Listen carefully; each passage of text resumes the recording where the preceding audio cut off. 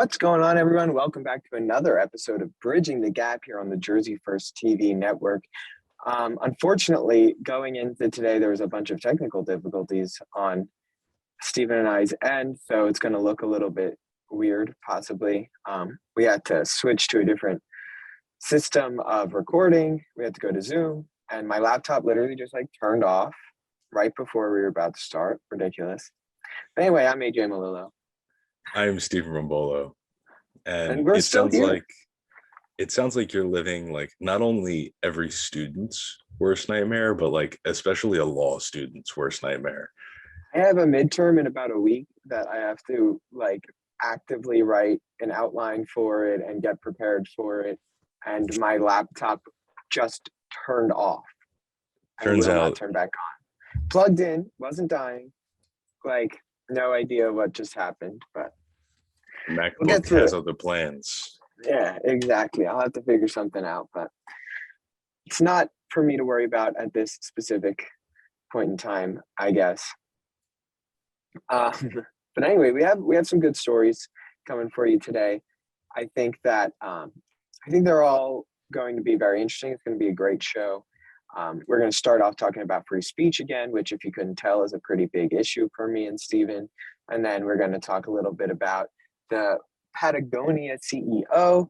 We're going to talk a little bit, obviously, about probably the biggest international news story of the last 70 years. No, probably not really, but it's the Queen's death. I'll be honest with you. I've been thinking a lot about it. I think that, for us, our generation, this is probably the most important news story of our generation, period. The most important geopolitical event of our... Yeah, I mean, I guess if you don't count 9/11 as our generation, because it's a little bit before we had consciousness. That was what I was going to say. We're kind of on the cusp. We were here when it happened, but we didn't know that it happened. I think this generation, very specifically, we kind of all knew who Queen Elizabeth was. So yeah, so we'll talk a little bit about that, a little reaction from that story, and then we'll close out with the story that New Jersey is looking to bring back paper bags because of the unwanted pileup of reusable bags. So I think that's a little fun and interesting. But before we get to that, Stephen, how is everything going on your end? Listen, man, can't complain. But even if I did, nobody would listen, right? True. That's how life works. I feel like that's what they say. Especially as a entering early adulthood young man, nobody wants to hear you complain. Just put your nose to the grindstone. No, I mean, I'm a little bit 6 weeks and some days out from this bodybuilding show. Food's getting real low, workouts are getting real hard, looking real good though, so can't really complain about that. I haven't shared publicly any pictures or anything, so nobody really knows exactly what I'm working with. So I'm hoping to kind of burst onto the scene in November and make a noise. So that's going well. Work is work, studying here and there for the LSAT. I don't want to really go crazy, mentally draining myself because I feel so stretched thin. I have no time for anything. Yeah. But I will always find time for football, which I'm very excited for tonight. I think it's going to be a great game tonight. Yeah, no, the football game, we're recording this, it is Thursday, so we got the Chiefs and the Chargers playing today, so I think that'll be a fun game. Who do you got today?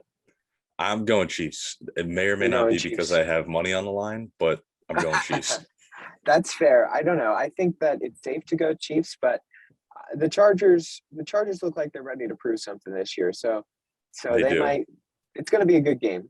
Either way, I'll go Chargers for you to go Chiefs, and we'll reconvene next week, see who is right. Maybe this can be a new segment, picking Thursday's games. But even though everybody else will have known who won already because this airs Saturday, but it's still fun.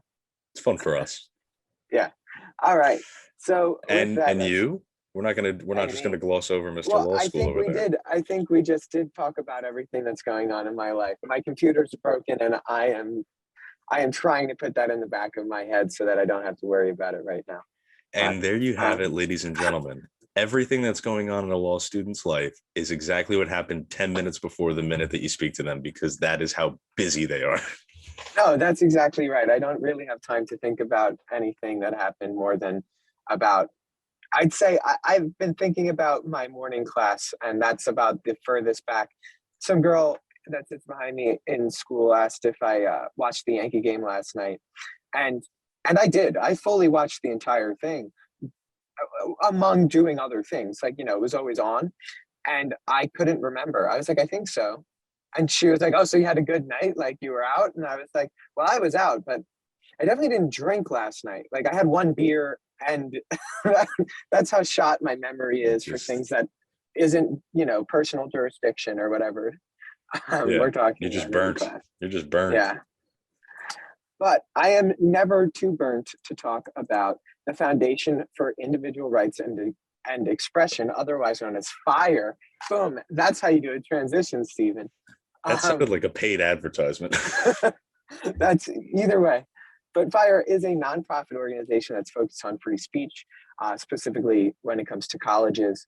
And they do a lot of work with students that are and speakers and teachers, administrators that are trying to bring up lawsuits against the colleges that they either attend or work at. But one big thing that they do every year is they do a research survey on ranking colleges on free speech. And it's so interesting because they put it out right around the same time as US News puts out the best colleges in the country's rankings. So they put out this, which is the best colleges for free speech in the country. And the reason that I wanted to talk about it specifically is, well, first of all, what happens in colleges today, you'll start seeing in the corporate boardrooms of tomorrow. And for a lot of time, people didn't think that was true. It's like, oh, let college kids do their college thing. Once they get to the real world, it'll slap them in the face. But I think what we've learned is with the last generation, and probably with this one, they're not going to let you forget about what happened in college. So I think that that's why free speech is it's such an important thing to talk about, because you need to be shown different ideas, and you have to deal with controversial opinions, because not everybody's going to agree with you all of the time. And that's what's so scary about this report is I'll run through some of the numbers, but free speech is something that is the bedrock of Western civilization. It's the bedrock of any free society. And if you start to take it away, or even if people start to self-censor because they're scared of the social repercussions, and not just, on fringe things, but of just on basic issues that are in everyday society, right? Then problems are going to come out of that. And it's going to be a detriment to freedom as a whole. So some key findings from the report was that an alarming proportion of students are self-censoring. The report worry or discomfort about the expression of their ideas in a variety of contexts.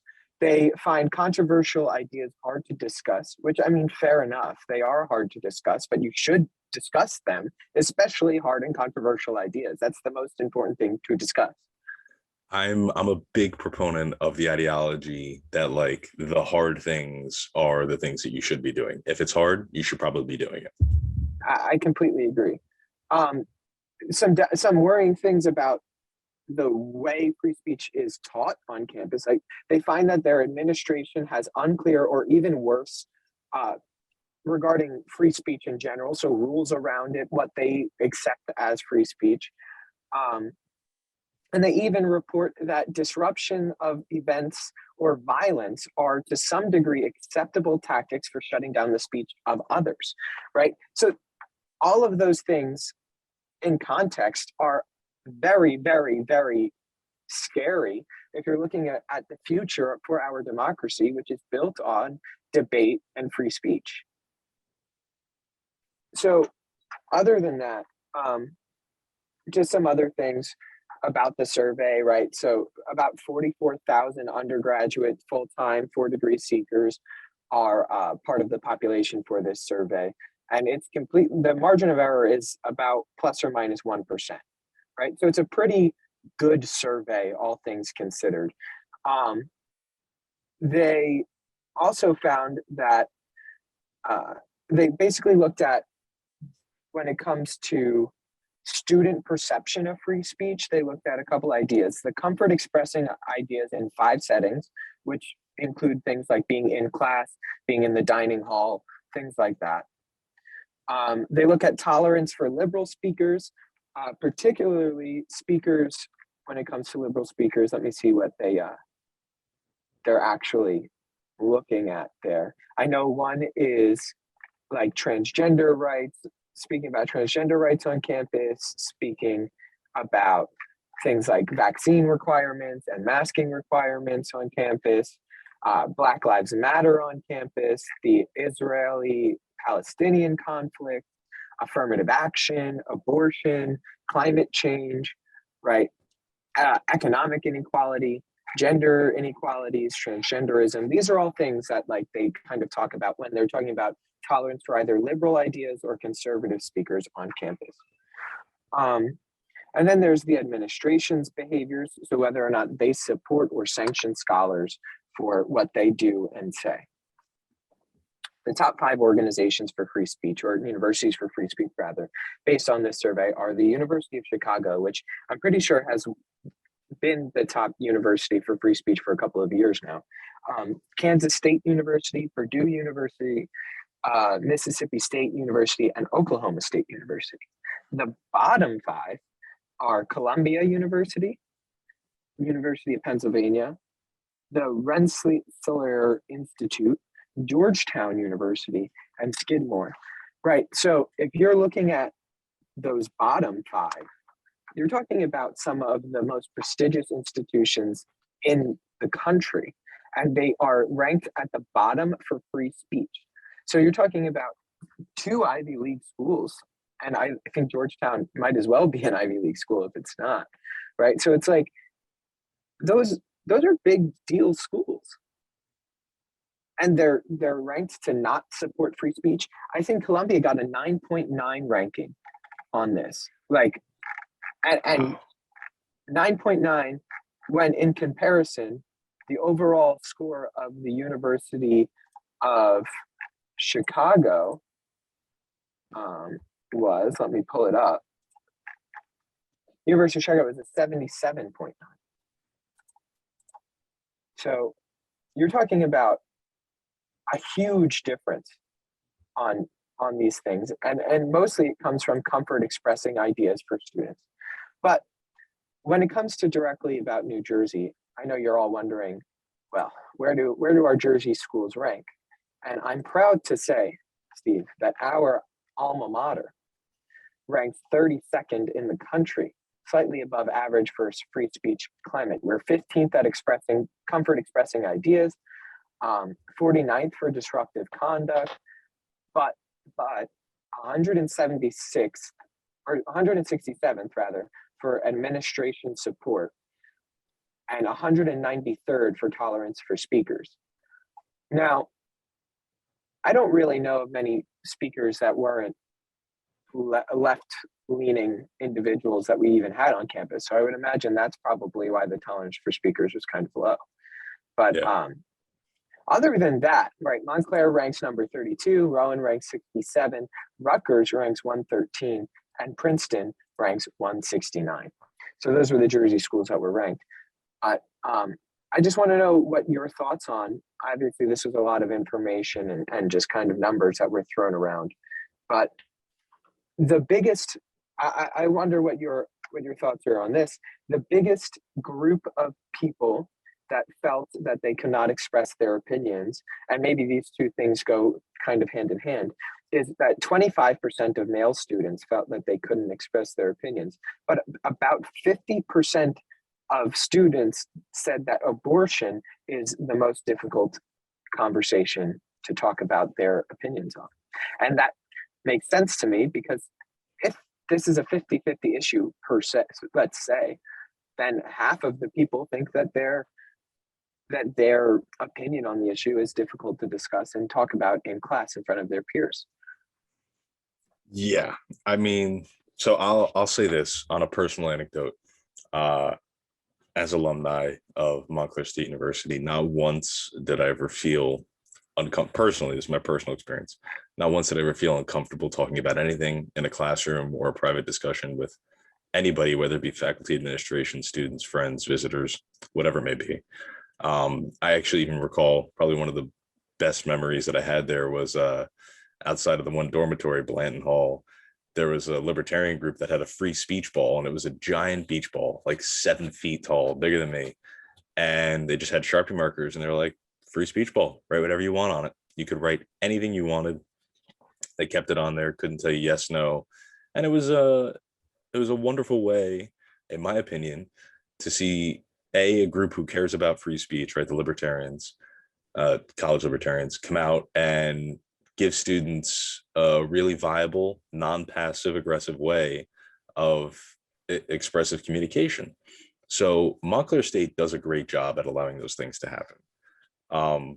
But with regard to just the concepts involved in free speech and college campuses, I think we exist in a really interesting time, right? Because you have guys like Jordan Peterson, for example, whose entire, famous career at this point was launched on a free speech issue that happened at a college campus. Granted, it was in Canada and the laws are slightly different, and they don't have free speech the same way that we do in America. But he's case in point that the way that you speak and the way that you're allowed to engage academically in a classroom environment matters, and it has a great effect on the ability of students to learn, and I would say the you know precursor to that is like the environment that you're creating for students to learn, right? So if you create an environment that's comfortable for students, they're going to be able to learn and express and share those ideas better. If that doesn't exist, I don't know how effective the information transfer is going to be between a professor and a student when a student feels like they might not be able to express their opinions in a particular teacher's class because, let's say, the teacher's pro-abortion and they are anti-abortion, and they're afraid that maybe expressing their opinion is going to get them a lower mark on their test or their paper or whatever it may be, solely because of their opinion, not because of any academic qualities associated with that opinion, like research and grammar and all those things. So I think it's a really interesting thing to talk about. On the point, since we're speaking of it, about abortion, again, I think the statistic is, kind of makes sense to me, right? And I will do it, even though I know we don't have to, but this is a conversation that's happening between like two white men, in America. So I think we should just be cognizant of that. But, to hear that it was 25% of men, right, feel uncomfortable. That was the stat, right, about abortion. Yeah, 20. Well, just in general, but then it's 50% of people just don't feel okay. uncomfortable about abortion. So like males feel more uncomfortable than females when it comes to expressing their ideas on campus. And then out of the difficult conversations to discuss, so things like abortion, racial inequality, COVID vaccine, transgenderism, gun control, masks, and police misconduct were the top ones that they listed. Abortion was the most difficult on that list for people to say that they would talk about at class, in public, in general, with their peers. Yeah. Again, I think it's such a hard.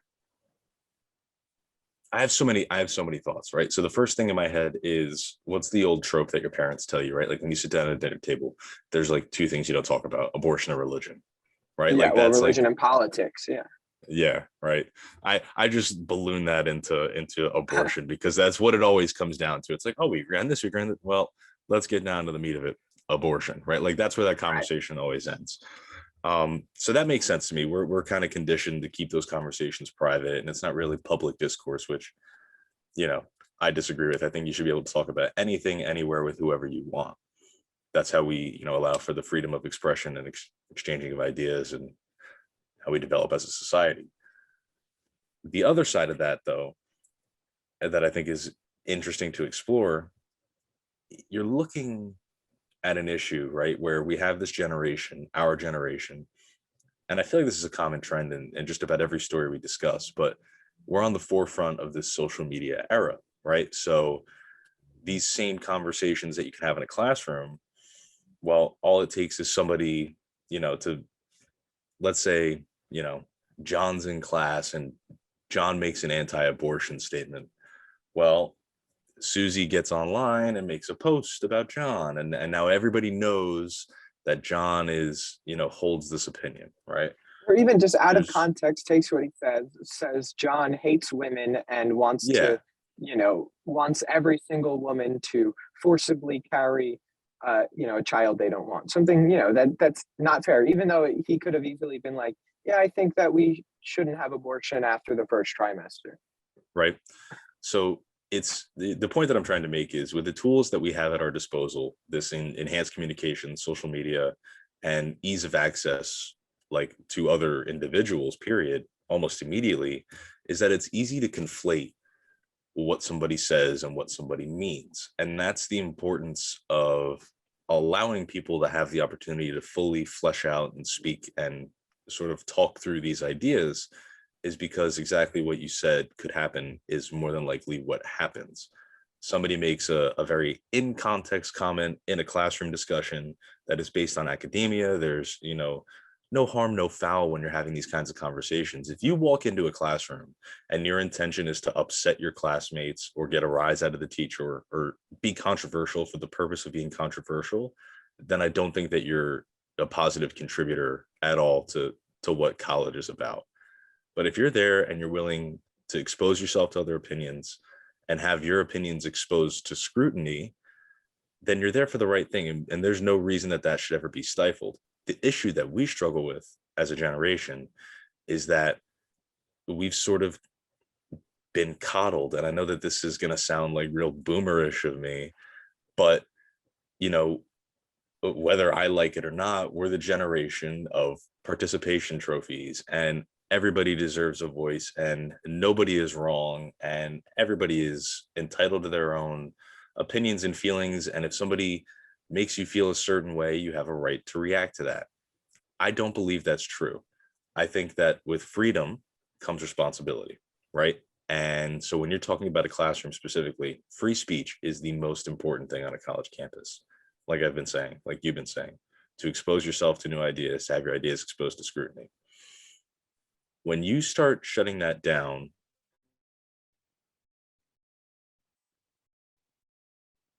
agree with what somebody is saying, um, to recall verbiage that you used before, the state of our democracy is in trouble. We can't just be willy-nilly upset at our fellow man, our fellow classmates, our peers, our friends, our family because we disagree with what they say. Doesn't mean that they shouldn't be allowed to say it.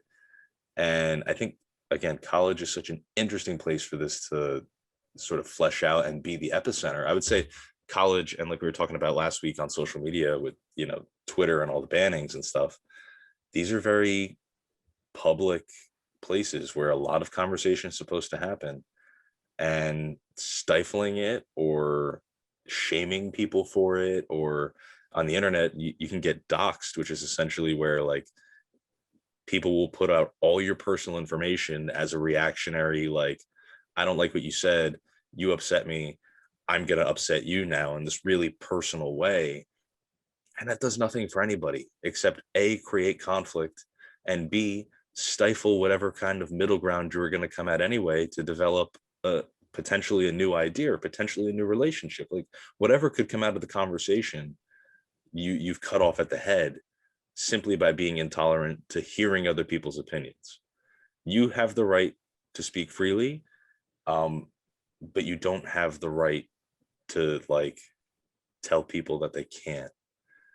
You know what I mean? Like, Well, yeah, it, yeah, I got what you're saying. I think first of all, the big point that I wanted to make is like college is different than high school or elementary school or middle school or anything like that, right? Those are completely different environments when it comes to free speech, in my opinion. There's a curriculum. I don't want teachers going there and really spouting major opinions on things and sort of um, cudgeling people to shape their minds in very very particular ways about certain topics. I think that younger students are different, but in college you should absolutely be exposed to every single idea out there. And some ideas are bad. Like, let's not kid ourselves, right? There are bad ideas in the world. That doesn't mean you shouldn't hear them. What you should do is you should hear them so that you can figure out the things that are wrong with those bad ideas and say, this is all the things that are wrong with those bad ideas. And that's why you shouldn't believe them, changing people's mind. The only way to change somebody's mind is through this open discussion, is through these ideas. And to cudgel people, to tell people that they are that they should be scared to talk, or that it's okay to just completely shut people down from even expressing a view that you disagree with, isn't okay. It isn't fair. And I would say that I had the same experience at Montclair State as you did, Stephen. I never felt that I, should keep my mouth shut about literally anything. And I disagreed with most people on that campus about most things. And I wasn't afraid to talk in class or to talk to my peers in general, because, well, first of all, because I knew what I knew, right? And so I wasn't going to sort of feel intimidated by anybody else. But also because there is no reason to self-censor unless what you're going to say is just purposefully hurtful or harmful. Then you have the right to say it, sure, but like, you're just a jerk, and then who's going to want to have that conversation with you to begin with? But a couple of things that I wanted to highlight from Montclair State, and then we can move on from this story and go to our next one, is that 43% of students say that shouting down a speaker to prevent them from speaking on campus is never acceptable. I'm a little disappointed that it's only 43% of people that say that. Like, I don't think, like, if you don't want a speaker on campus, don't show up. Like, it's not a matter of shouting them down. You know what I mean? Or show up and calmly and effectively express why you disagree with them after they have their speech. I know that there was a point that Stephen and I, when I was a freshman and you were a sophomore, there was a speaker on campus that I disagreed with. And I went to the speech. I let her, do her whole thing. I asked a question. She gave me, in my opinion, a terrible, terrible answer. And then afterwards, I walked up and I said, thank you for taking my question and answering it. I disagree, but I appreciate you, coming here and taking that question. And she was very responsive, and she was like, thank you for asking it. That's so important, right? That is what the crux of the society is. You're not going to agree with everybody on everything. And she didn't persuade me, and I didn't persuade her, but nobody's feelings were hurt that we disagreed, right? Because that's happens in life and in society, and you should have that conversation, because maybe the person 2 rows back said, oh, that kid had a good point. Maybe she wasn't 100% right on that, right? 49% of students say they rarely or never self-censor on campus, and 49% of students say they are not worried about damaging their reputation because somebody misunderstands something that they have said or done. And then one other thing, for every 1 conservative student, there are roughly 2.8 liberal students on Montclair State's campus. I'd say that's pretty fair. I would also say that the conservative students tend to be in the camp of self-censoring, of those ones that do self-censor. There was a lot of kids on campus that would come up to me after class, or not after class, and be like, AJ, I heard what you said on the radio. AJ, I saw the article you wrote. AJ, I heard what you said in class. Thank you for saying it. I was too scared to, and I appreciate you saying something about this because I agree with you, right? That shouldn't have to happen. Everybody should have an open space. And Montclair, I think, does a good job of that. But clearly other schools in New Jersey and around the country do a terrible job of that. And that is super damaging for our future, because if you're not exposed to, because of 2 major reasons.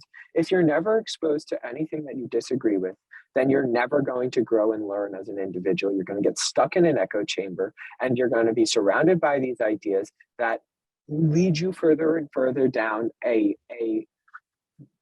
distorted perception of the world. And second of all, if you don't let even mainstream ideas of the side that you disagree with out there and in the open, guess what? Those people are the people that are going to find the 8chans and the 4chans, where it's like, oh, people are actually saying these things, and they're going to get further and further down. And those are the people that get radicalized. Those are the people that become what you're actually scared of, because you're telling them that even their basic idea of, say, I don't know, the COVID vaccine shouldn't be mandated, which is a pretty mainstream opinion, right? It's a pretty 50-50 opinion, I'd say, if not at this point, most people agreeing that it shouldn't be mandated. But if you shut that speech down, those people are going to become actual anti-vaxxers because, like, that's just how that works. You go further and further down the rabbit hole, as opposed to just having sort of a mainstream opinion that you should be able to express. But Well, and a final point on this, at least for me, I think what you're describing is that speech and conversation are purely reactionary. And the other thing we have to mitigate is this sort of conformism is what I'm going to call it, where it's you disagree with me. Well, I'm right, you're wrong, and you have to conform to my ideas. Otherwise, you are, whatever it may be, a racist, a fascist. You're, a this left phobe, that wing. phobe, yeah. Yeah, you're a socialist, whatever it may be. And that's just not the reality of it. And the other thing that I'd like to add is that, again, an issue with our generation is that we are so exposed to this instant content, right? Where it's like you could have anything you want at your fingertips. And it's a fact that our attention spans are shorter, our ability to focus is poorer. And so if somebody in conversation, you let them get out 3 sentences and you disagree with those 3 sentences, in your head, you've written them off. You're done. You're out of there. You don't care about anything that follows up with that. Even if on principle, you guys might agree and come from the same place, but the outcome of that, your expression of that might be different. You're not even going to be able to hear that because, whatever the conversation may be, you already blocked them out for the first 3 sentences and you didn't even offer them the chance to explain their position and not even persuade you, but just to be heard. So I think the thing that I would say is being better at listening and being more open to receiving ideas that are contrary to what we take to be the truth or whatever we may be, our opinion is really the key to fixing this issue. And we have to foster that basically as young as we can, which is this concept of tolerance and, not shutting other people out and being able to be a listener and meet in the middle on some things. Not every issue in your life, not every conversation has to be a hard one side. I'm never crossing that line. If that's how you live your life, in my opinion, I think you're going to live a pretty sucky life. And yeah, you're going to disagree with people. And if you're going to die on hill after hill, like eventually you're going to be by yourself because Yeah. nobody's going to agree with you on everything. And I completely agree. I think that it starts with the university administration and faculty too, fostering that environment for the students, and then the students fostering that environment outside of it. And I don't know, I was lucky enough to always feel safe and secure speaking whatever I wanted to on campus, and I hope that continues at Montclair for more and more people. But it's upsetting when you see that these colleges across the country, especially prestigious ones, don't really care about this issue or are completely working in the opposite direction against this issue. When at one time, that's what colleges were proud of, the fact that anybody can say anything and disagree, and this is a place of learning. But hopefully it'll start to turn around because I think that people are realizing,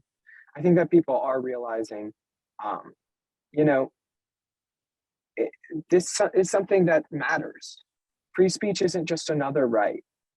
It's the right that forms all of the other ones, that all of the other ones are completely founded on. If you don't have free speech, you really don't live in a free society. And the United States of America, if we're being completely honest, is the only country on earth that has as much free speech as we have. So that's something that we should continue to foster. Every other country, it's not as strong as it is here. It's true. It's one of the things that makes this country beautiful and something that we need to continue to foster. And the only other thing I want to throw on top of what we were talking about before we move is just, I guess, a personal anecdote for the both of us. I think a great privilege that you and I have had is for the duration of our time at college at Montclair State, which, we're fortunate enough to have data on from this study, is that we held positions where we not only were allowed to have these uncomfortable conversations, like we were the first political talk show in that campus's history. So Yeah. they really kind of opened the floodgates for us and said, you know what, get out there, be balanced, but talk about it.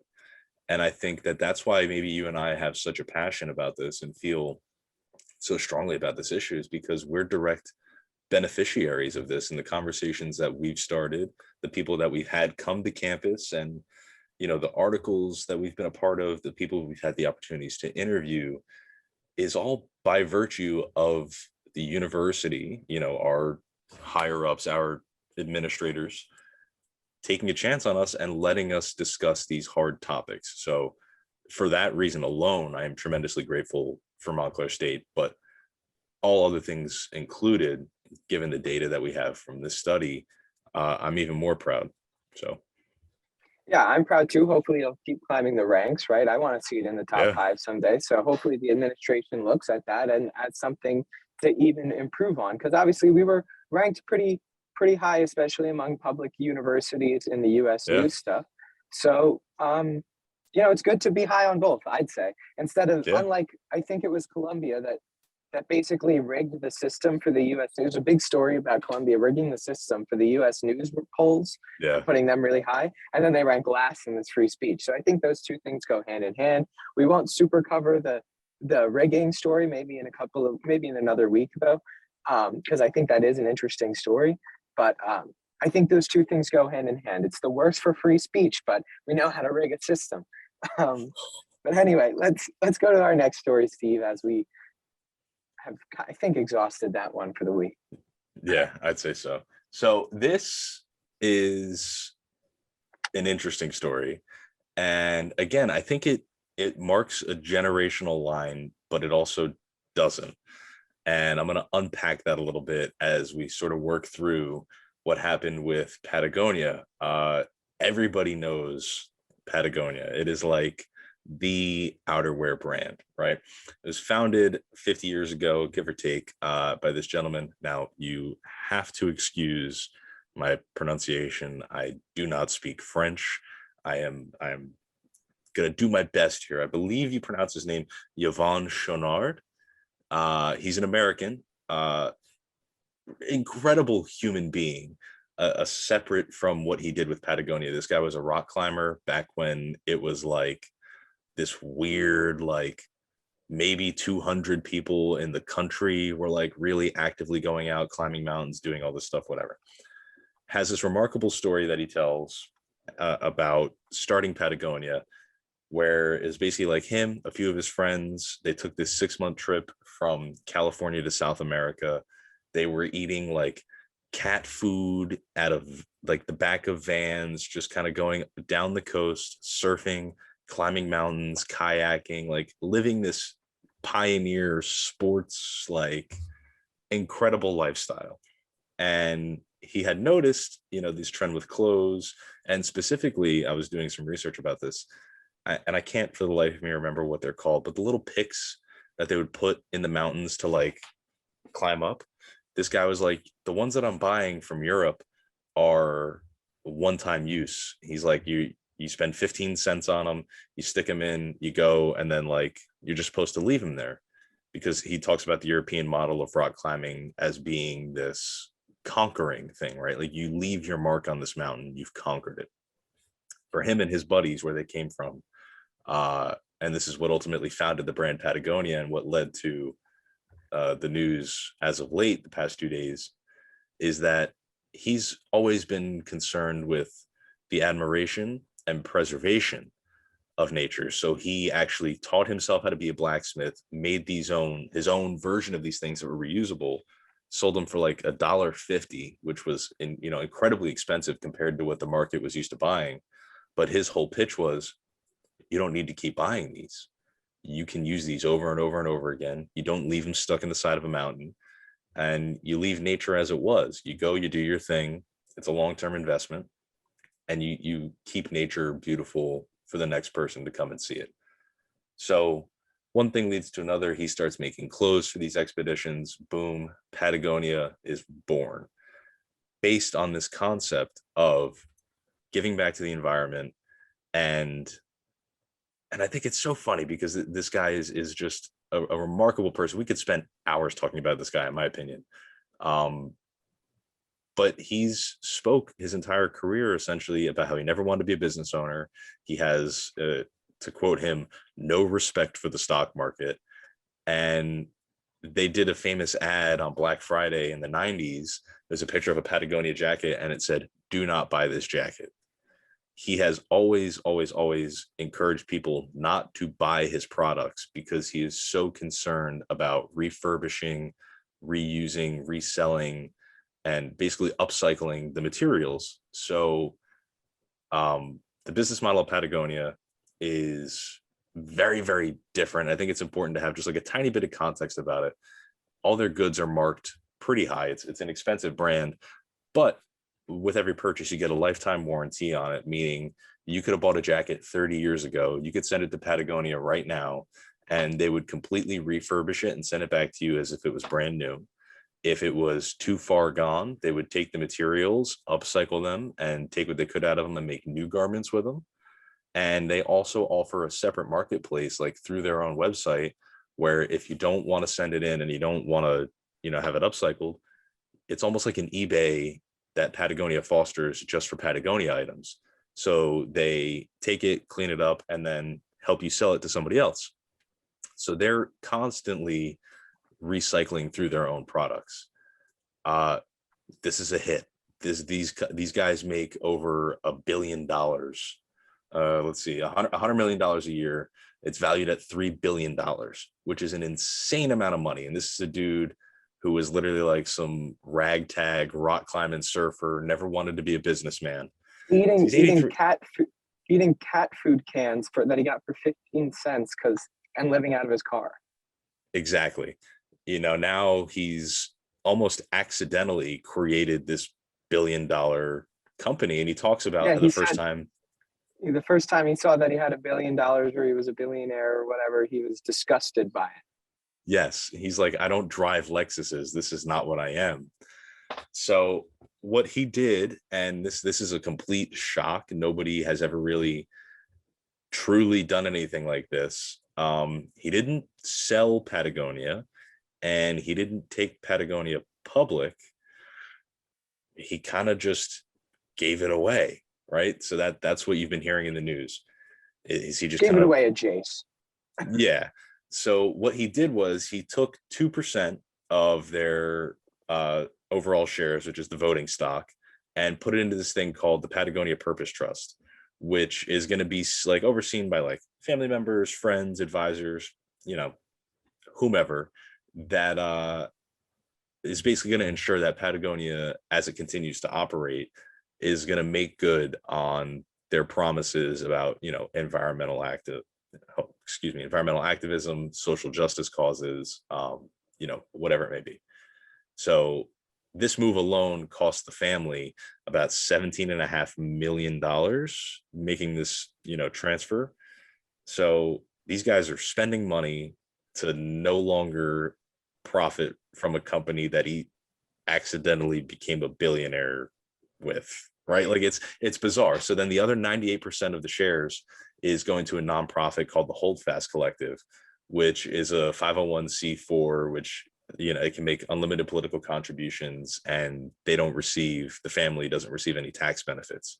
So they're not making money, but they can be politically active, and all the profits that Patagonia is going to make are going to be put into this collective, and it's going to be used primarily to fund issues regarding climate change, which is what they've been about the entire time.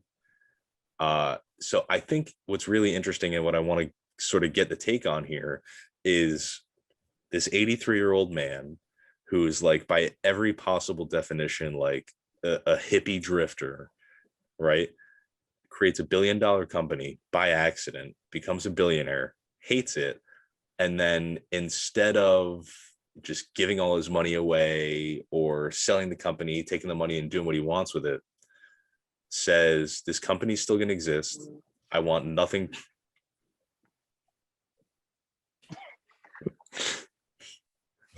Okay. He says, listen, this company is still going to exist. I want nothing to do with the profits. I do not want any more money from this, but it's important that we are committed to the cause that we started this brand for. Has an 83-year-old man just given, basically our generation a new business model of, because listen, and I've been thinking about this a lot because I really am a big fan of Patagonia. They have this tremendous, he put out a tremendous book in the 90s about their whole business model. If you ever have the time to read it, totally worth the read. It is so atypical of any business ever to just kind of be like, I'm done, and all of the money is going to a social cause. I think that that is something for an 83-year-old guy who is somebody, if you just heard his age, you'd be like, that's the least progressive man ever. He's 83 years old. He's stuck in his ways. And the reality of the situation is this guy is pushing the boundaries. It took him almost 2 years to come up with like all of the legal and technical, like transferring of shares and voting shares and percentages and all that to make it work, because nothing like this has ever really been done at this scale. So I'm curious on how you think somebody like our age might react to this news, like, because to me it makes me want to go out and buy an entire Patagonia outfit, like hat to socks, you know what I mean, and support, because I think it's a great way to take your wealth and reinvest it and use it for something that you're passionate about. But I could also see, somebody who's worked their entire life in corporate America being like, this guy's an idiot. He worked so hard to build this brand and he doesn't want the money. And then he's a fool to give it to charity. And, a certain amount of that is good. But so I'm curious to see, because I think that this is going to be a model that this is not going to be the last that we see a company do this, especially since companies have become more socially progressive and involved in political discourse, which is why it was important for him to have this, fund designated as a 501c4 so he can make these political contributions. Yeah, I don't know. I think that you're getting a little bit ahead of your skis if you think that suddenly a bunch of CEOs and business owners and creators are going to start doing what this guy did. He's clearly very passionate about this issue. He always has been. He's always been unorthodox from the jump, and it's an unorthodox thing to do, right? Like, I think that good on him. Do is it something that I think a lot of people will do or would do? Absolutely not. I think that's what makes it exceptional, is that he truly cares about this issue. It's not just words to him. It's he's going to put his money where his mouth is. Most people aren't going to do that. Most people, they get that billion and they say, yeah, well, I'm a billionaire now, so that's pretty cool. And he was like, this is the worst thing that's ever happened to me, right? I am never going to recover from this, right? But so I think that it will remain the exception instead of the rule. Maybe down the line, more people will consider this once they get into their old age, to sort of, instead of, selling this or giving this company away to other people, you put it in the hands of this trust, of this organization that you would hope that would continue to foster these things that you believe in. Now that you're 82 and, you start thinking about the end of your life. So I think that is more of the move than anything else that you would see. I don't think people are going to start being this unorthodox. I think that people still want to make money. And I think that most people in corporate America, if I'm being completely honest, they care as much as they think it'll profit them. So like, look, I'm not a fan of big business, big corporations, just as much as I'm not a fan of big government. I think what this guy did is all well and good. It's great for him. And I hope that, he's happy with it. And I hope that other people that are in his position that are just as passionate about issues, whatever issues they might be passionate about, whether they're, hunting hunting rights, say, or maybe, free speech, like we were talking about before. Like they could do the same thing and foster it, and for things that they really believe in. At the same time, I think this will forever remain the exception and not the rule. And that's what makes it so awesome for him. For him, yes. I mean, for me, as a I see this as an opportunity, right? Patagonia has always been this kind of progressive brand where, I mean, for basically since they started, they were donating 1% of their profits every year to different grassroots organizations, political campaigns, whatever it may be. I think as, Yvon is sort of closing out this chapter of his life, which, at the age of 83, we can assume might it's getting near the end, the final chapter. Um, he's able to, in a very unique and sincere way, say, I created a brand about things that I am passionate about.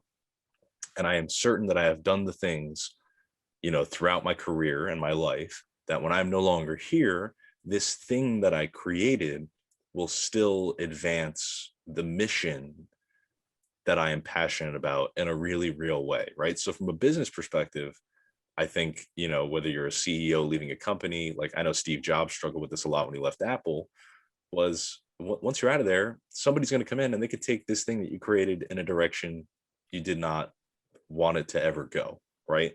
And I think that's the truth for a lot of business, is that it kind of gets into the hands, and, this could turn into a larger commentary on capitalism and corporate greed and the pursuit of money. And, if you go public, keeping your shareholders happy, via profit, whatever that may be.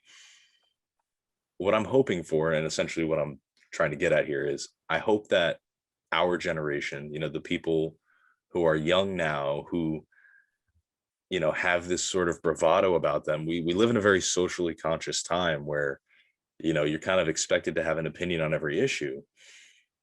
If we can translate that into business, and there can be more people like Yvon who create these businesses out of a need for themselves, that do well and are, passionate about a particular cause, whether it may be the environment, or like you said, it could be free speech, it could be gun rights, it could be whatever.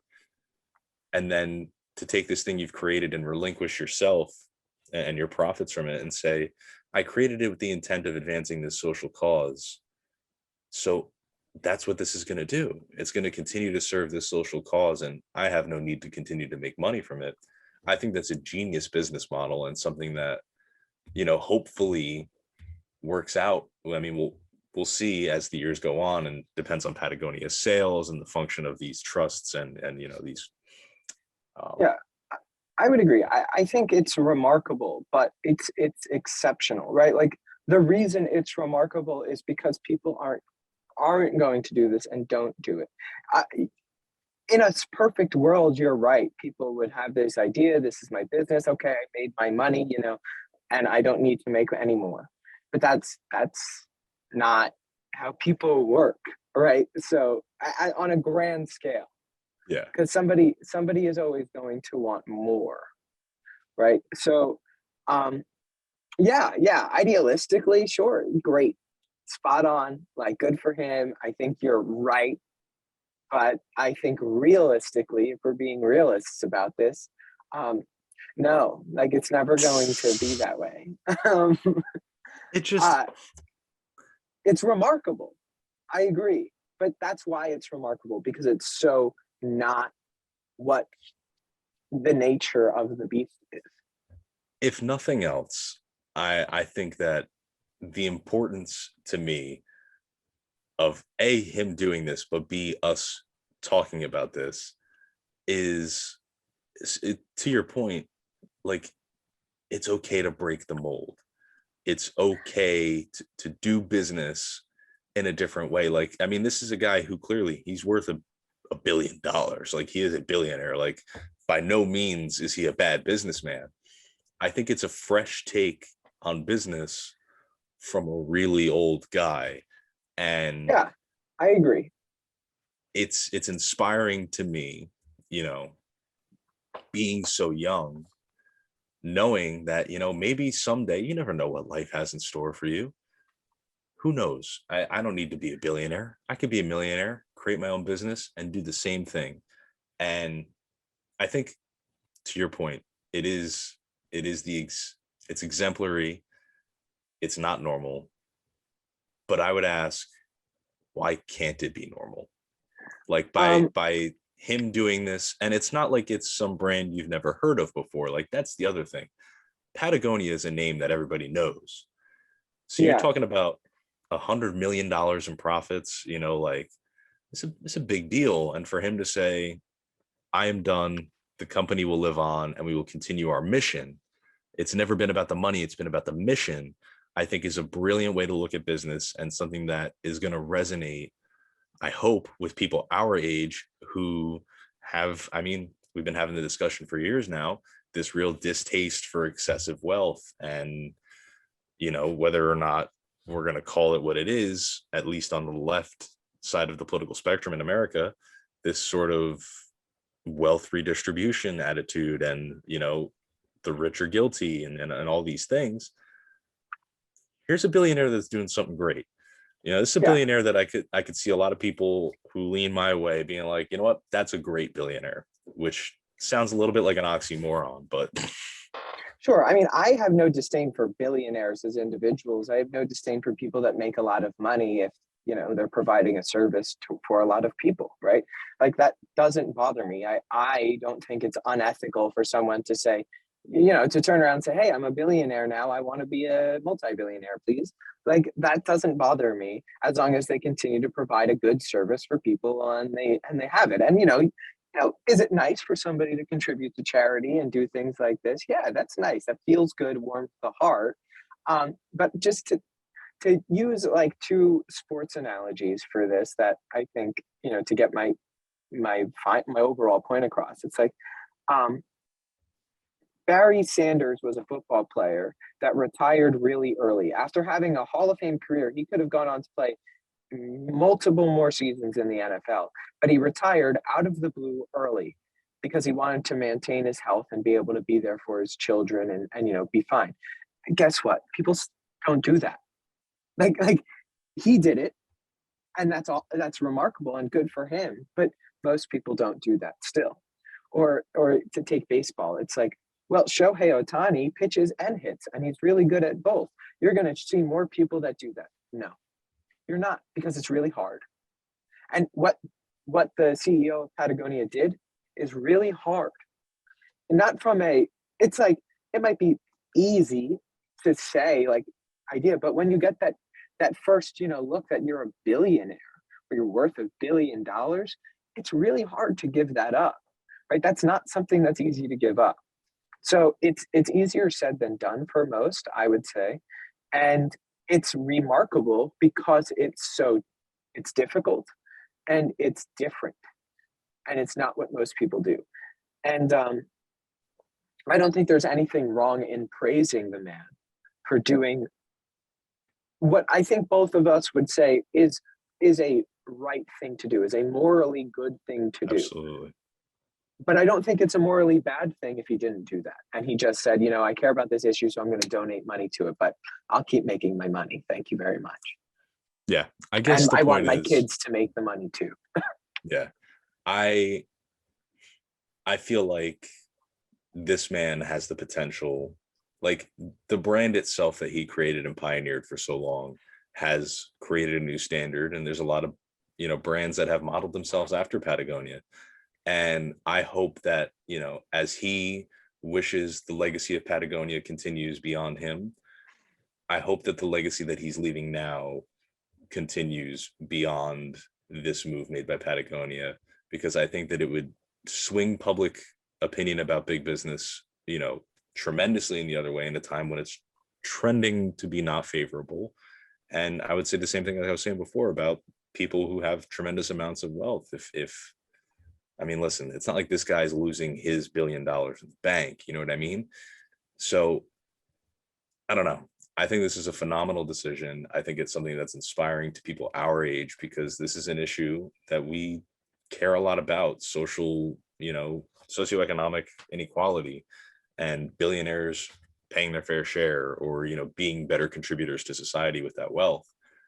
So I'll be interested to see more reactions to this as they come out, because this is pretty brand new news within the past day. And B, how it works out if anybody else follows this example, because I think it's tremendous. Yeah, I think that's fair. I just, just two notes. I think that there could be, I think I would be remiss to note that there could be an issue if this is a trend that you start to see of businesses becoming too overtly political, right? Which is, Yeah. you know, at some point it's like, I just kind of want to buy some clothes, dog. Like, Yeah. but then at the same time, it's like, we do live in a society that values people taking, or not, I wouldn't even say values, but a society is based upon, trying to do what you can as an individual that will best benefit your society, um, with the privileges that you either obtain or have, right? So these Yes. people have obtained a privilege to do something like this with their money. They don't have to work anymore. They've made their money. And so this is a privilege that they worked on. Like, don't get me wrong. The man worked to get here, right? So he's earned this, and he's earned the right to do what he wants with it. And, but like, to be a good member of society, in my opinion, eh, um, you have to take whatever your privilege is and try and do the most right with it. So I think that that's what you see here is a man that has done exactly that. So I think he's a remarkable man. And would it be nice to see more people do something like this? Yes. Do I think this is going to be the future? Probably not. And if it is it necessarily a future we want if every business becomes overtly political? Maybe it is, and you just don't shop at the business that likes, and if you're pro-life, you don't shop at the business that puts a lot of money towards abortions. And if you're pro-choice, you don't shop at the pro-life business. And that's kind of what our society is. But I don't know. I hope that we can still have some common ground. Like, conservatives and liberals should both be able to shop at Target and not feel like Target is going to take their money for something they don't like. It's true. Yeah, I agree. I mean, we could talk about this forever, but we Yeah, got some other we don't things have the briefly time. to talk about. Yeah. Yeah. So let's quickly just talk a little bit about Her Majesty Queen Elizabeth II and her unfortunate passing. So obviously the biggest story of the last week or so was the passing of Queen Elizabeth. She was on the throne for, was it 70 years? Yeah. So she took power for, or Which, I mean, I'll use power loosely, because the Queen really doesn't have, or the throne really doesn't have that much power anymore. well, They have when sway. she took it, they did. They had more power than they do. Yeah, they do now. That's fair. So she took control at like 25 years old when her father passed away. She lived and served alongside her first prime minister of Woodrow Wilson, and then swore in the most recent prime minister of England. I'm blanking on her name because she just became the prime minister. Isn't it like Liz Tunney? Something like that. I'm going to look it up just so we have it, because she literally just became Liz Truss. Liz Truss. She just took over for Boris Johnson. So that's a lot of prime ministers in between. Plus, she was the queen when Harry Truman was the president of the United States. So she was on the throne for a long time. I saw a tweet that said she was also the queen for about 54 Cleveland Brown quarterbacks. That's crazy. She was on the throne for a long time, and there's a lot of mourners around the world, but there is also a lot of people that I would say aren't mourning the loss of the Queen around the globe. And I think that regardless of where you fall on this issue, it is irresponsible to not note that she was an incredibly important person in the globe, or on global affairs, in world history. And I don't think it's unfair to say that her death is probably the mark of the last great um like monarch of anywhere. Like, I don't Good. think that King Charles III or eventually King William or whomever becomes the throne, like none of them are going to be at the level that a Queen Elizabeth was. If that does that make sense? Like, sure, there'll be kings and queens because I don't think the system is going anywhere. But Queen Elizabeth um, was the institution for a really Yeah. long time, Yeah. and yeah, and obviously I'll let you go and I know your opinion on this, but I think that I would say that that although I can hear and understand the criticism of the British Crown, and I understand this sort of innately American, screw the British Crown DNA, and I understand that. Um, I think it's important to note that under Queen Elizabeth's tenure, um, you're talking about the English Empire, which empires are a part of history and were a part of history. And if we're being honest about it, if you had to pick throughout history which empire you wanted to live under, the English is probably the best one.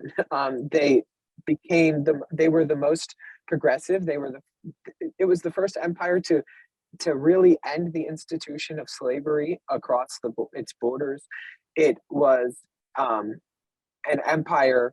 If you're talking about like at the same time as the Ottoman Empire, like the Ottomans were there was a lot less freedom, there was a lot less personal liberties. Some of the greatest personal liberties that we cherish today were built out of the British Empire and the ideals of the British Empire at their core. So I think that it's faulty to not to just connote the British Empire as just another imperialist colonialist force. I don't think that imperialism and colonialism are necessarily good, but um, I think that they're not just another extension of world history, but they are a place that we saw the progression into this democratic idea that we have around the globe today, and this constitutionalism and the common law system that we have today are all deriving from the English Empire. Yeah, I mean, it's so good that we didn't want to be a part of it and we created the best system of governance there was. So I would say that's about the nicest thing I have to say about the British system and the British Empire is that they gave us. Uh, Aside from that, uh, no holds bar from me here. This is a day I've been waiting a long time for.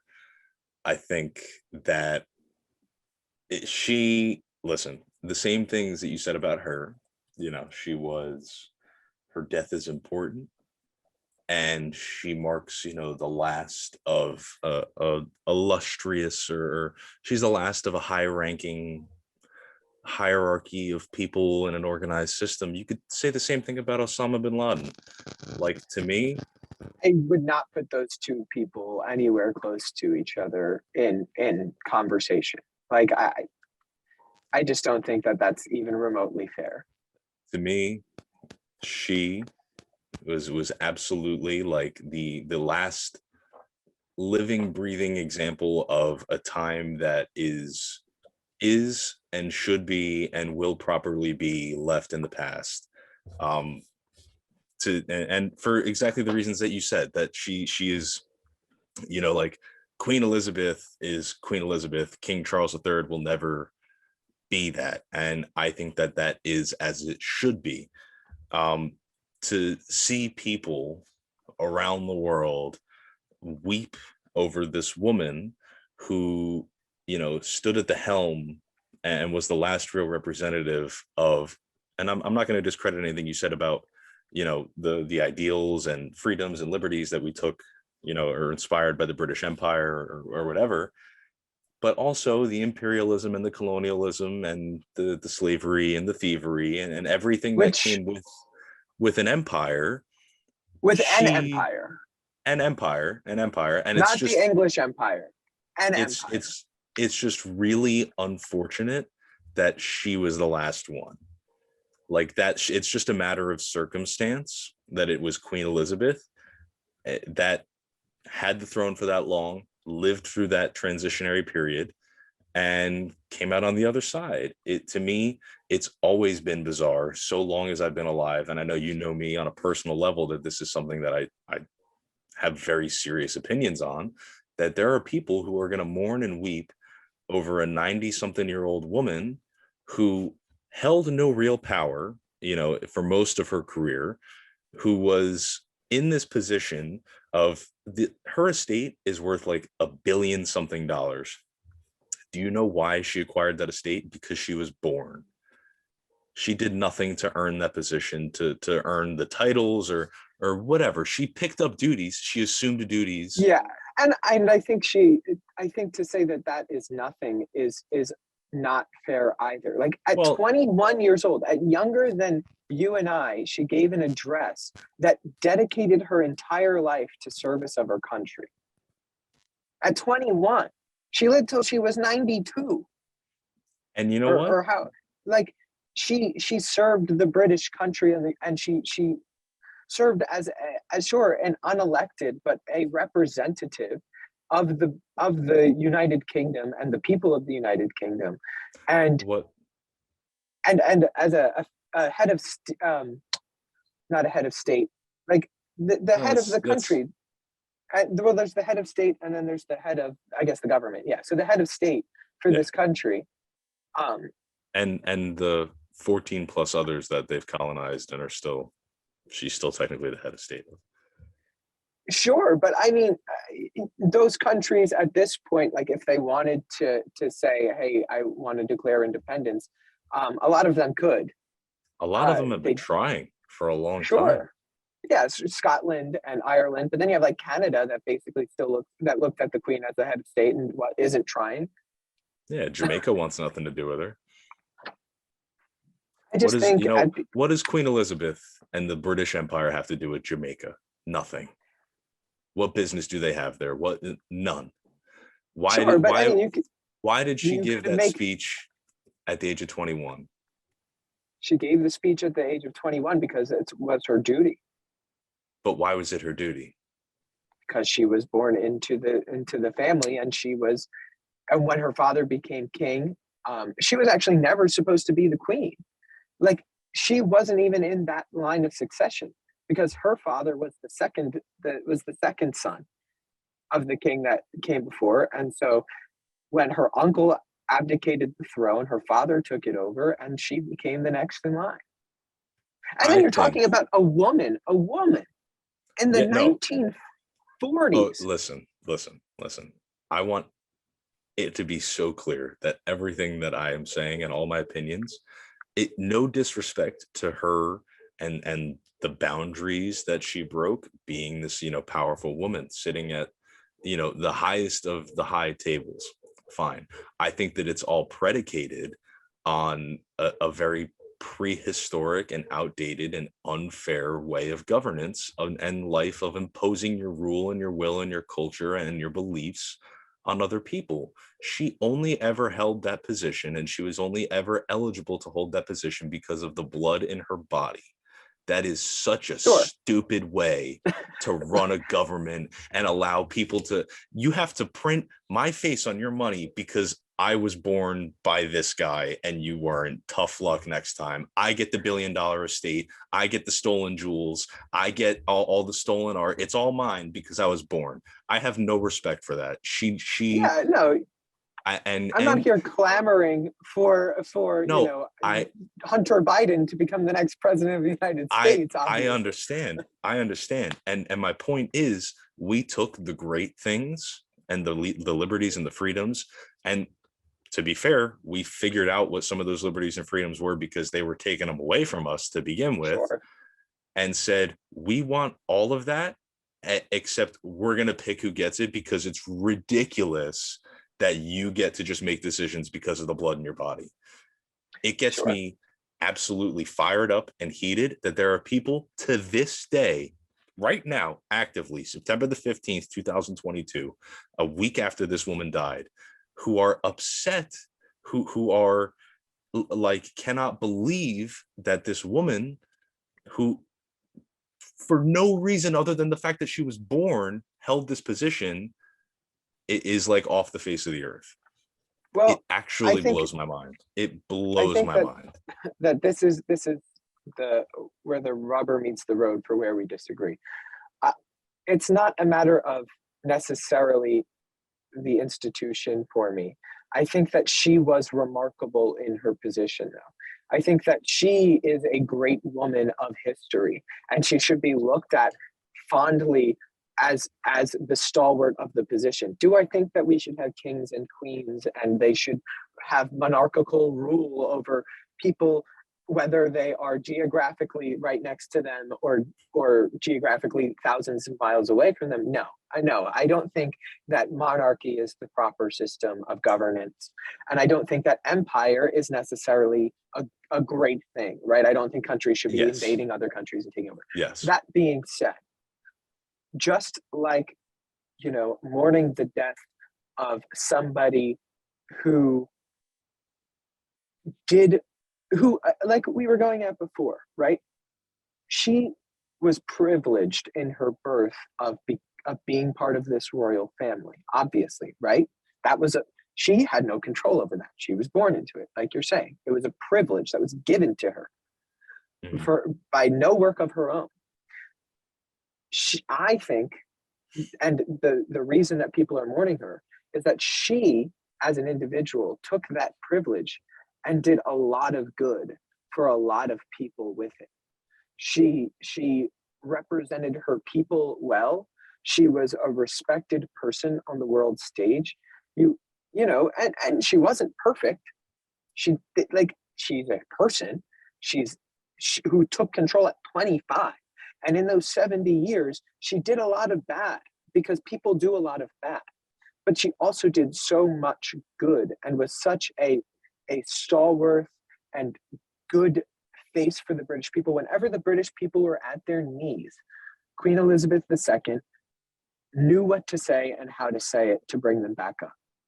She exemplified the British stiff upper lip and the British, sense of irony and humor in the face of disaster. And I think that all of those things are really good and why people are mourning, not just because she's the queen. Like, if we're being honest, and hopefully he doesn't, because he's a man and I don't want this to happen. Hopefully King Charles lives and has a very fine reign on the throne. But if King Charles happens to die tomorrow, they're not going to feel the same way as they felt when it came to Queen Elizabeth, right? Oh, And agree. it's because it's who she is, not because of the position she held. And I think that your gripe is with the position that she held, fair enough. But But it's who she is as a woman that matters. it's also that she did nothing in that position to, when the world is changing around her, to this democratic shift of democratic governance, and she's surrounded by all of these systems that were essentially created, fostered, and pioneered by the people that her country once ruled, to not change, to say, no, you know what, everybody else, they're on this whole democracy thing. I'm still the queen. I may not have as much power. I may not have as much power as I used to, but I'm still your head of state. You're still going to watch me speak. You're still going to show up to my funeral. I'm still going to show up at the G7 and at all these things. Why? You're an old lady who was born into money, and just take it and leave it. Like, you've done nothing to make reparations for anything that your empire and the throne that you sit upon, the throne of lies and thievery, has executed on to millions of people throughout history. You've done nothing socially to remedy that. How can you be a good leader? I'm not British. I'm speaking, these are purely my opinions. They're not the opinions of anybody else affiliated with this whatsoever. I am not British. I do not care what she did for the British people. She did nothing to remedy the ills of the system that she sat at the behest of. And that is, in my opinion, an absolute 110%, like, I cannot even put into words like how frustrated it makes me that she did nothing to remedy the ills of a system that is very clearly and universally agreeably broken, Um, untimely, and has no place in a modern democratic world. She did nothing.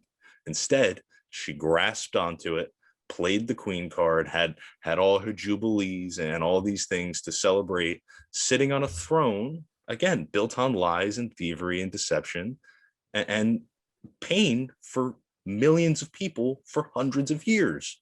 It is disgusting to look at that woman and find anything redeeming about her when she did nothing to remedy those ills. And she had a I perfect just, opportunity to. She had 70 years worth of opportunity to.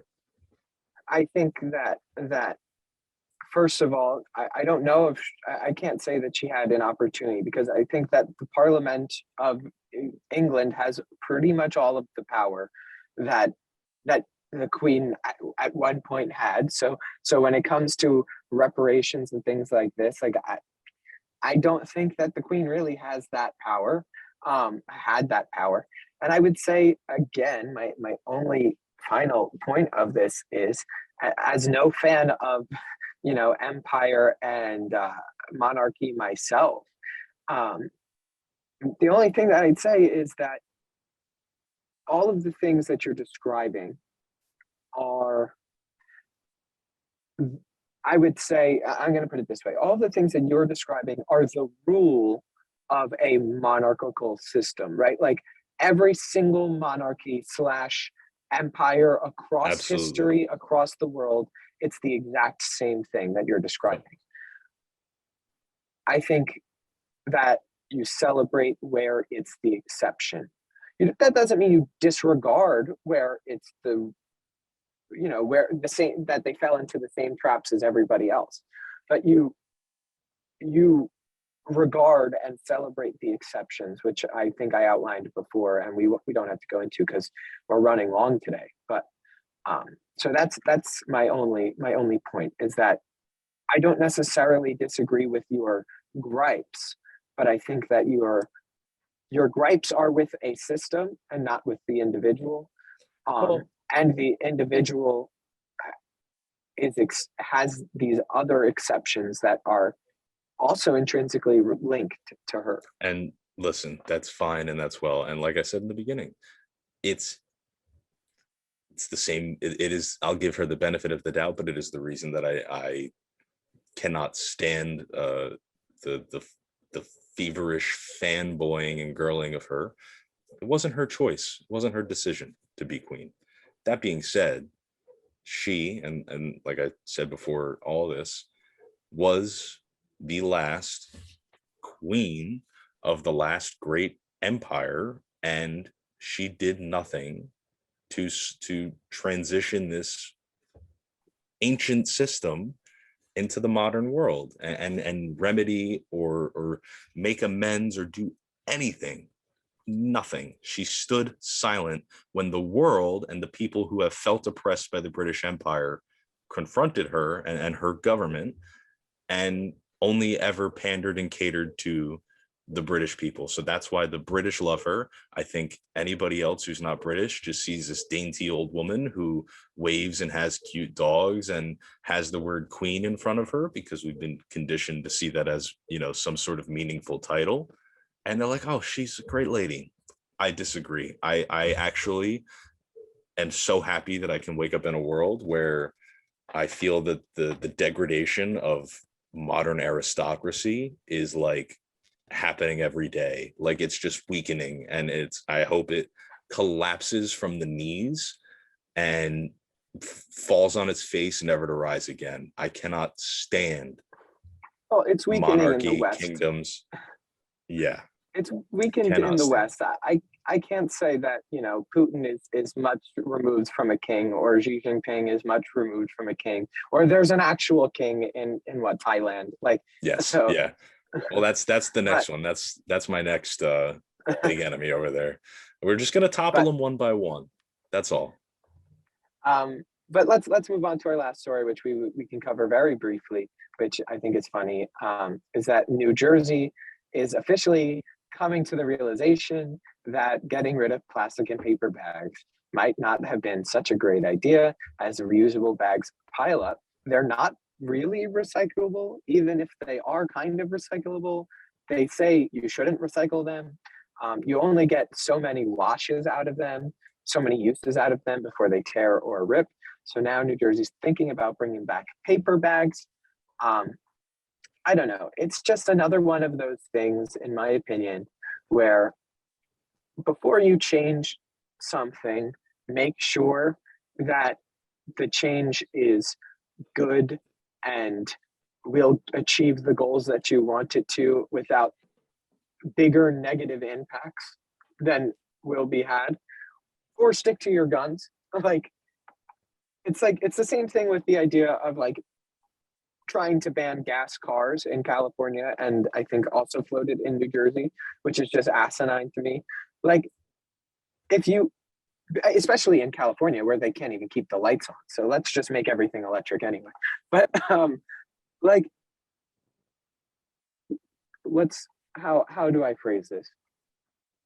If you're going to progress in some way, and I don't mean by progress, I don't mean move forward, I just mean change something, be damn well sure that that change is going to have the positive benefits that you think it will, without some negative benefits that are worse than what you think is going to happen, right?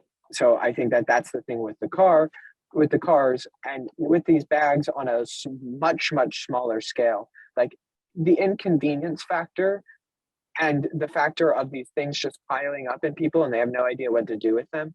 Like, think before you make decisions that are going to impact somebody's daily life as a government. You're asking a lot, AJ. Come on. I mean, listen, not many thoughts on this one for me over here. I think that if I want to use a plastic bag, or if I want to use a paper bag, or if I want to do what I've been doing for the past 6 months and walk out of every grocery store Like this. like this, then I should be able to do either one of those things without somebody telling me which I need to do, without a really good reason why, without thoughtful consideration as to what may happen when you tell me to do that. So listen, ban it, bring it back, doesn't matter to me. At this point, I'm fully acclimated, and I've just chalked up the fact that all these years of working out have led to this moment. I am the master of the one trip from the car to the house, or from the grocery store to the car, without a bag. I am just all the time putting this big wingspan to use, this grip strength to use. In all seriousness, though, I agree. I think that this is very clearly just the result of a poorly calculated legislative decision. And if you really want me to be honest, I think it was, we're going to try and virtue signal that we're green and we care about the environment, and we don't really care what happens as a result of that. And now the legislature is going to have to eat their words. And you know what? Good. Public accountability for public officials is exactly what we need more of. You made a bad decision, fix it. Yeah, I completely agree with all of that. Especially just the fact that, and I think it's with most of these green policies that you see put out, it's just, hey, look at us, we care about the environment. When, and in reality, and we've talked about it on this show before, like, if you actually cared about the environment, you would do things that aren't banning paper bags or plastic bags, like, especially not the paper ones. Like, paper bags really, Yeah, really, they suck anyway, but still. true. If you actually cared about the environment, you would do things like going to actually good renewable resources of energy, nuclear energy, geothermal energy, hydro energy. Well, you know, my favorite is, why do I got to ask for this plastic straw, but BP don't got to ask when they dump 100 gallons of oil, you know? I will say this. I will say this, and I think it'll be my final note for the episode. The banning, not banning per se, but the limiting of plastic straws led to the greatest thing that Wawa has ever done, and that is the sippy cup plastic lid for all Agreed. of their drinking cups in the state of New Jersey. So if there is one credit that I can give to this virtue signal, is that it created the greatest lid that Wawa has produced, the sippy plastic lid. It wasn't inventive, it wasn't new, but it's exactly what I needed from Wawa at a time when I needed it. Wawa's always there for me, Steve.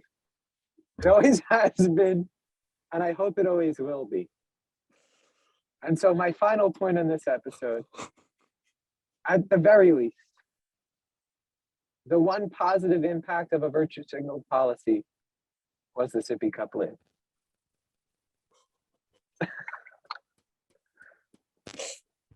Well, thank you everybody for no. And to quote Forrest Gump, that's all I have to say about that. I find it incredibly hard to disagree with anything that you've said in the past about a minute. So all I'll say is I think that this episode in particular, we have touched on a lot of really great and interesting things. And I think the biggest the one motif I would say throughout this entire episode is just conversate. I think you can boil all these things down to conversation pieces, right? So whether it's free speech and, the ability to speak freely, or it's, you're starting a company and you want to figure out the best way to, let your legacy live on, you got to have a conversation with yourself in that regard. Plastic bags, let's talk to the people, let's talk to the businesses, let's talk to, whoever's making the sippy cup lids for Wawa and figure out, how all these things, that guy deserves a raise. He does, right? How all these things are gonna, interact with each other and all the moving parts. And, let's talk about the generational differences between, how we view somebody like Queen Elizabeth, and let's have the conversation about her legacy, right? And as is the motif for every single one of our shows, just talk, be willing to talk and listen and be heard and have your opinions challenged. And I think that these stories have been probably some of the most fun that we've talked about, some of the most exciting that we've talked about. And they give me a lot of hope. I think every single one of these things gives me a lot of hope, hopes that bad legislation can get overturned, hopes that the British monarchy and all other monarchies are going to slowly collapse and never, return again, hopes that more businesses will be proactive and socially conscious, and hopes that free speech is fostered and, treated more seriously on college campuses so we can continue to have this free democratic society that I know you and I and our listeners are so damn proud of. So that is all I got. And I right now would love like a nice Diet Coke out of one of those sippy lids. Right. Too bad I'm in Pennsylvania right now. I'll be in Delaware soon. And I don't think in either state the Wawas have the sippy lids. They should just be the universal at this point. And I've been saying it, and I don't know who I have to email, but I know where Wawa headquarters is. It's not that far from where I am right now. So maybe I'll go knock on the door, be like, hey, Mr. Wawa, get these lids out, distribute them everywhere. But with that, I'm AJ Malillo. I'm Stephen Rombolo. And we will talk to you all next week. I hope you all have a great week, everyone. Bye.